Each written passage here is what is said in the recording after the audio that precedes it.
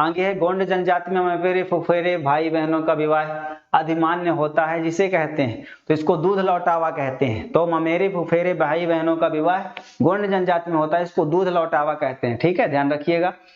आगे आधुनिक अमरकंटक का क्षेत्र प्राचीन काल में किस नाम से जाना जाता था? तो आधुनिक अमरकंटक का जो क्षेत्र है उसको प्राचीन काल में किस नाम से जानते थे? तो वो प्राचीन नाम था मैकल। ठीक है, मैकल नाम से जानते थे। ध्यान रखिएगा, मैकल नाम से अमरकंटक का नाम पड़ा है, मैकल। इसीलिए अमरकंटक से नर्मदा नदी निकलती है, सोन नदी निकलती है और जोहिला नदी निकलती है। ठीक है, तो ये जो मैकल पहाड़ी है हमारा जो मध्य प्रदेश है, ठीक, मध्य प्रदेश की अगर हम बात करें तो इस प्रकार से हमारा जो मध्य प्रदेश है, यहाँ जो इसका पूर्वी क्षेत्र है, ठीक है, क्या है? पूर्वी क्षेत्र, ये सतपुड़ा पर्वत है और ये विंध्याचल पर्वत है। ठीक है, यहाँ सतपुड़ा पर्वत है, इसका जो पूर्वी क्षेत्र है अर्धचंद्राकार में, ये है मैकल। यहाँ से एक नदी निकलती है सोन, एक निकलती है नर्मदा और एक निकलती है जोहिला। तो इस प्रकार से 3 नदियों का उद्गम होता है, इसीलिए नर्मदा नदी को क्या कहा जाता है? मैकल सुता। नर्मदा नदी को क्या कहा जाता है? मैकल सुता। ठीक है, तो मैकल सुता मतलब मैकल की पुत्री। ये स्थान है अमरकंटक। अमरकंटक जो है पूर्वी सतपुड़ा क्षेत्र में मैकल श्रेणी का उच्चतम शिखर है और यहाँ से नर्मदा नदी निकलती है। इसको महारुद्र मेरु भी कहा जाता है। क्या कहा जाता है? महारुद्र मेरु। और यह महत्वपूर्ण पर्यटन स्थल है। यहाँ माई की बगिया, नर्मदा कुंड, ठीक है, और बहुत सारे जलप्रपात हैं। ठीक, कपिल धारा, दुग्ध धारा जलप्रपात। आगे हम बात करें प्रमुख महल हैं उनसे संबंधित स्थान। ठीक है, तो उनसे संबंधित स्थान कौन सा है? हवा महल जयपुर में भी है, गुलाबी सिटी कहा जाता है जयपुर को, पिंक सिटी। वैसे मध्य प्रदेश में हवा महल कहाँ है? चंदेरी में। ठीक है, चंदेरी महल है मध्य प्रदेश में। ठीक है, जौहर कुंड भी है मध्य प्रदेश में। ठीक है, चंदेरी साड़ियां फेमस हैं, चंदेरी अशोकनगर में है। चंदेरी कहाँ है? अशोकनगर में। राजा रोहित का महल कहाँ है? रायसेन में। रायसेन एक जिला है भोपाल के पास में, राजा रोहित का महल यहीं स्थित है। बघेलिन महल कहाँ है? बघेलिन महल मंडला में स्थित है। ठीक है, और सतखंडा महल कहाँ? दतिया में है। सतखंडा महल कहाँ है? दतिया में। ठीक है, दतिया में है। माँ पीताम्बरा पीठ भी दतिया में है। रामलीला का मेला दतिया में ही लगता है, हमने बात करी। अब 1 2 3 4 ये पूरे सही मिलान है, तो 1 2 3 4 वाला ऑप्शन सही हो जाएगा। आगे बढ़ते हैं। आदिम जनजाति कोरकू मध्य प्रदेश के किन जिलों में मुख्यतः निवास करती है या पाई जाती है? ठीक है, तो आदिम जनजाति कोरकू जो है किन जिलों में है? तो हमारा जो मध्य प्रदेश का पश्चिमी क्षेत्र है, ठीक है, तो जो हमारा मध्य प्रदेश है उसका पश्चिमी क्षेत्र, दक्षिणी क्षेत्र। ठीक है, कौन सा क्षेत्र है? दक्षिणी क्षेत्र। ये जो हमारा मध्य प्रदेश है इसका जो ये दक्षिणी क्षेत्र है, ठीक है, आप इसको बहुत उसमें मूल्यांकन मत करिएगा। ये दक्षिण में है। दक्षिण में जो क्षेत्र है जैसे बालाघाट यहाँ है, सिवनी है, छिंदवाड़ा है, सिवनी है, बैतूल है, होशंगाबाद है, खंडवा, खरगोन, बुरहानपुर। तो ये जो बैतूल, छिंदवाड़ा और सिवनी, होशंगाबाद ये वाले जिले हैं, यहाँ एक कोरकू जनजाति है, ठीक है, निवास करती है। तो इसका आंसर होगा दक्षिण जिलों में। ठीक है, दक्षिण है। नक्शे में ऊपर की दिशा नॉर्थ होती है, उत्तर, और दक्षिण होती है नीचे, इधर की ओर होता है पूर्व, इधर होता है पश्चिम। ठीक है, आगे हम बात करें आड़ा खड़ा व रजवाड़ी किस क्षेत्र का लोक नृत्य है? तो रजवाड़ी रजवाड़ा के नाम से फेमस है। कहाँ रजवाड़ा? इंदौर में है। ठीक है, राजवाड़ा पैलेस। तो ये मालवा से संबंधित है और यहाँ आड़ा खड़ा और रजवाड़ी लोक नृत्य किए जाते हैं विभिन्न अवसरों पर। ठीक है, ये मालवा से संबंधित है, ध्यान रखिएगा। कुछ निमाड़ क्षेत्र में भी इसको किया जाता है, लेकिन प्रमुख रूप से ये मालवा से संबंधित है। अब लोक नृत्य के विषय में कौन सा कथन गलत है? असत्य का मतलब क्या है? गलत है। तो ध्यान रखिएगा, प्रश्न हल करते समय हमें यह भी ध्यान रखना होता है प्रश्न पूछा क्या गया, सत्य या असत्य, नहीं तो कंफ्यूज हो जाएंगे। ठीक है, तो टांडल नृत्य कोरकू जनजाति से संबंधित है, सही है। गोंडी नृत्य मुरिया जनजाति में प्रचलित है, यह गलत है, क्योंकि ये बैगा जनजाति में प्रचलित है गोंडी नृत्य। गोंड से संबंधित होना चाहिए, लेकिन नहीं, ये बैगा से संबंधित है, क्योंकि गोंड और बैगा लगभग एक समान जनजाति के उपवर्ग माने जाते हैं, लेकिन अलग जनजाति है, तो बैगा से संबंधित है गोंडी नृत्य, ध्यान रखिएगा। गवार जनजाति मड़िया जनजाति से संबंधित है, ये भी सही है। उपरोक्त सभी कथन ये गलत, तो इसका आंसर ये वाला होगा, यानी ये वाला कथन गलत है। आगे चलते हैं। सुमेलित कीजिए कौन सा स्तूप कहाँ है?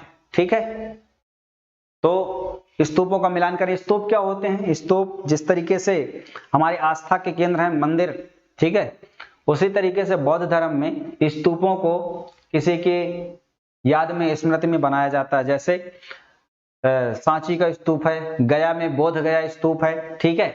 तो सांची का स्तूप महात्मा गौतम बुद्ध के जो 2 शिष्य थे, सारिपुत्र और महामोदगलायन, उनके अस्थि अवशेष रखे गए हैं और उनके उस स्थान पर स्तूप का निर्माण कर दिया गया है, ठीक है। तो ये तीर्थ स्थल होते हैं एक प्रकार से। तो पानगुराड़िया कहाँ है? ये सीहोर में है। देउर कोठार कहाँ है? रीवा में है। कसरावत कहाँ है? खरगोन में। तुमैन कहाँ है? गुना में। तो इस प्रकार से इसका मिलान करें। पहले का चौथा, ये आंसर सही है, बाकी किसी में चौथा नहीं, तो ऑब्वियसली पूरा सही, ठीक है। इस तरीके से ट्रिकी सॉल्व करेंगे आप। किस शासक को जनेंद्र, राजाधिराज, परमेश्वर आदि उपाधियों से अलंकृत किया गया है?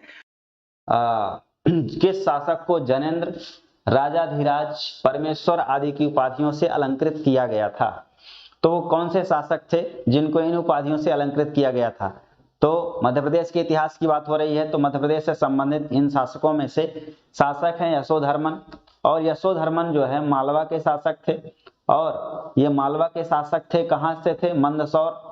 मंदसौर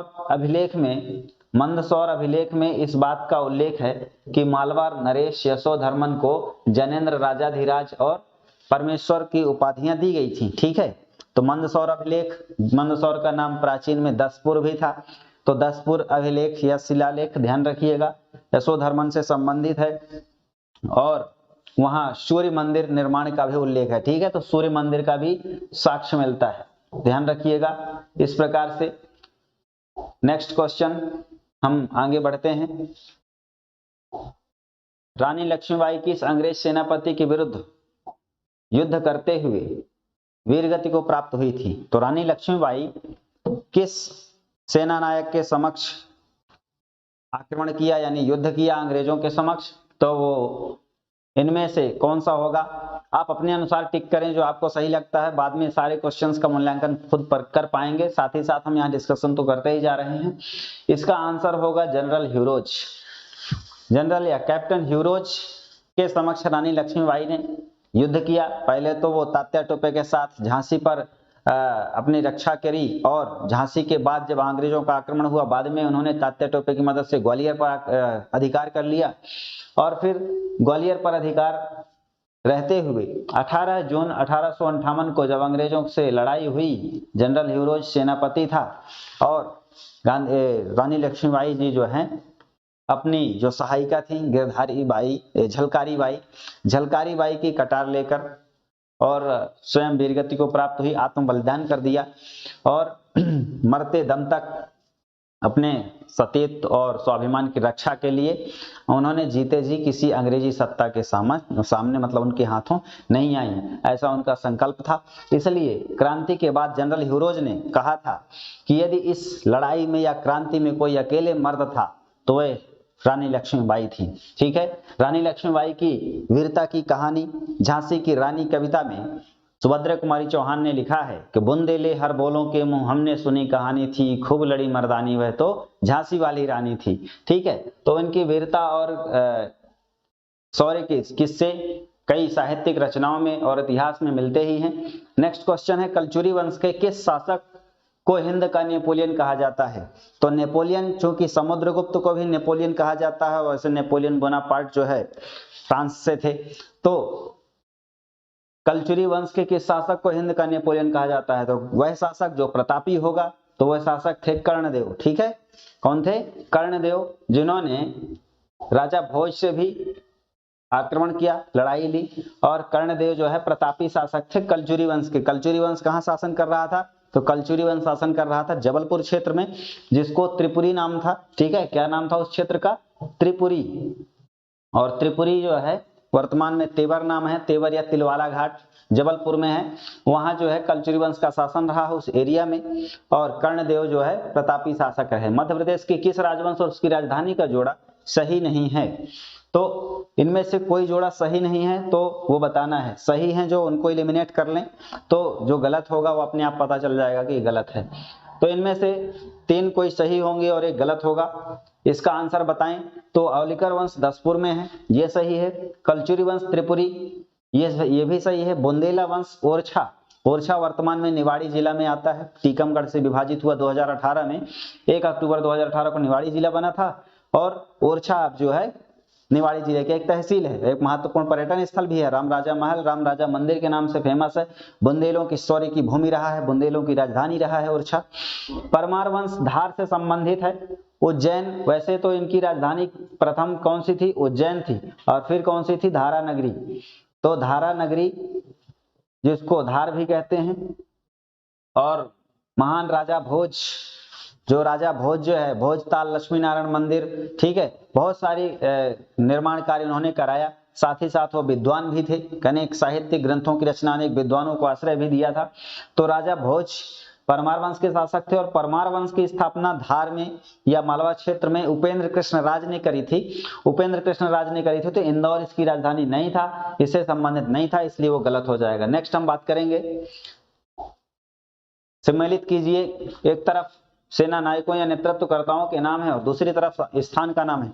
तो गिरधारी बाई कौन थी? तो गिरधारी बाई रानी अवंतीबाई लोधी, ठीक है, रानी अवंतीबाई लोधी की सहायिका थी और इनका संबंध रामगढ़ से था। रामगढ़ कहाँ है? मंडला में।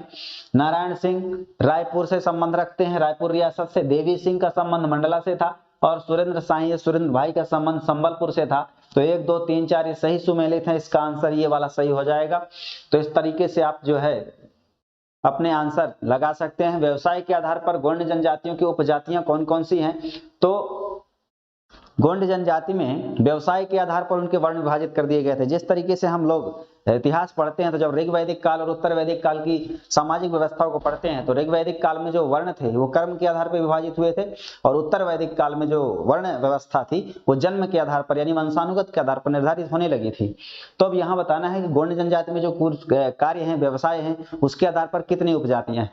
तो प्रमुख रूप से इन तीनों हैं अलग अलग कार्य के आधार पर। अगरिया जो है, अगरिया किसका काम करते हैं? आग से लोहा, यानी लोहा बनाने का कार्य, ठीक है, ठीक है। लौह धातुओं से वस्तुएं बनाने का काम, ये ठीक है। तो लोहे से वस्तुएं बनाना, उपकरण बनाने के काम करते हैं। ओझा क्या करते हैं? तो ओझा जो है तांत्रिक क्रिया करते हैं, पंडिताई का काम करते हैं, ठीक है। और प्रधान जो होता है वो पूजा पाठ का काम कराता है, ठीक है। पूजा पाठ का काम कौन कराता है? प्रधान कराता है, यानी इसको जो है श्रेष्ठ माना जाता है। और ये तीनों जो है ऑप्शन इसके सही हो जाएंगे, ठीक है। आगे हम बात करें, जनजातियों और उनके नृत्य के संदर्भ में गलत युग्म का चयन करें। तो नृत्य हैं और उनके जनजातियों से संबंध रखते हैं, तो कौन सा गलत है उसको बताना है। रागनी नृत्य जो है सहरिया जनजाति से, सहरिया जनजाति मध्य प्रदेश की अति पिछड़ी जनजातियों में शामिल है। बैगा, सहरिया, भारिया 3 केंद्र सरकार द्वारा घोषित जनजातियां हैं जो अति पिछड़ी हैं मध्य प्रदेश में, संवेदनशील भी हैं। और खम्ब स्वांग कोरकू जनजाति से संबंधित है, बिल्कुल सही है। झारवाट एवं दशहरा बैगा जनजाति से संबंधित है। कोल दहका नृत्य ये भील जनजाति से संबंधित नहीं है, ये कोल जनजाति से संबंधित है, इसलिए ये वाला ऑप्शन गलत हो जाएगा, बाकी सब सही है, ठीक है। इस तरीके से और अभी हम आगे प्रश्नों में चर्चा करेंगे इनके बारे में विस्तार से। बैगा चक निर्माण अधिकांश भाग मध्य प्रदेश के किस जिले में है?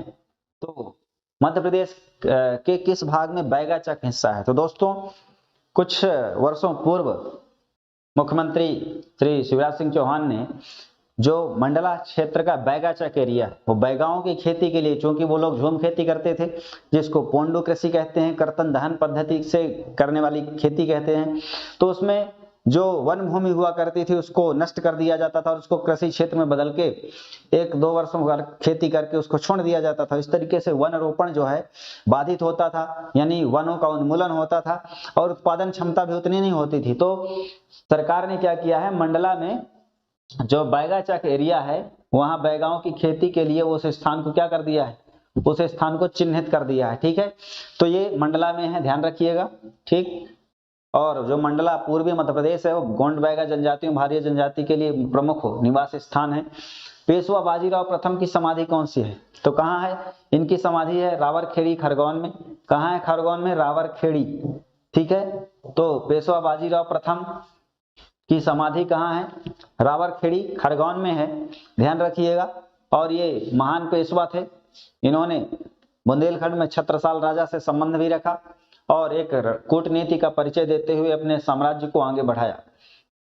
आगे है इंदौर, नागपुर, रीवा राज्यों में कौन सा ऐसा युद्ध था जिसमें ब्रिटिश राज के अंतर्गत ये वाले हिस्से आ गए थे? तो ये युद्ध था तीसरा आंग्ल मराठा युद्ध। ठीक है, तीसरा आंग्ल मराठा युद्ध हुआ था 1817 से 18 या 19 के आसपास। तो इसमें जो है इन क्षेत्रों से मराठों का आधिपत्य हट गया था, अंग्रेजों का आधिपत्य स्वीकार कर लिया गया था। तो इसका आंसर ये वाला हो जाएगा। ठीक है, आगे हम बढ़ते हैं। मध्य प्रदेश के पूर्वी भाग में मुख्य रूप से किस वंश का शासन था? तो आपको पता होगा कि जो मंडला का एरिया है, डिंडोरी एरिया है, बालाघाट, छिंदवाड़ा, उस समय जबलपुर, दमोह तक का रानी दुर्गावती का हम नाम सुने, गोंड वंश की शासक थी। अकबर से उनका युद्ध हुआ था अकबर के शासनकाल में। तो गोंड वंशों का शासन था 15 से 17 शताब्दी तक मुख्य रूप से मुख्यतः। और वैसे तो वो 10वीं शताब्दी से भी उनका शासन रहा है। तो इस प्रकार से गोंड वंशों का शासन प्रमुख रूप से है पूर्वी क्षेत्र में, इसीलिए गोंड जनजाति इन हिस्सों में ज्यादा पाई जाती है। गोंड के साथ इनकी उपजाति, इनकी संबंध जाति रखती है बैगा, वो भी इसी स्थान पर रह रही है।